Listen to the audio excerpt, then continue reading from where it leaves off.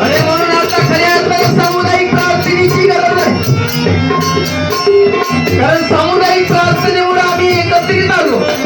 वंदनीय माणसांनी सर्व जगाचा विचार केला, त्या भारत देशाचा विचार केला.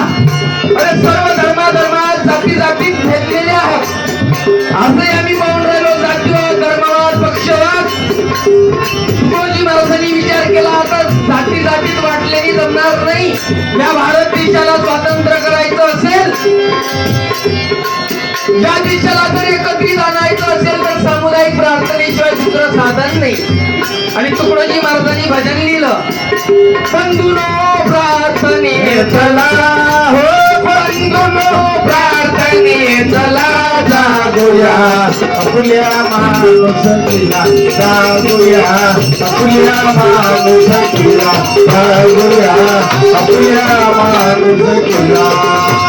आम्ही सर्व एक होऊनी, आम्ही सर्व एक होऊनी, जातीय वृत्ती सोडूनी, जातीय वृत्ती सोडूनी, आम्ही तमुआचा गलबला, हा बनाची कला, जागूया आपल्या माणुसकीला.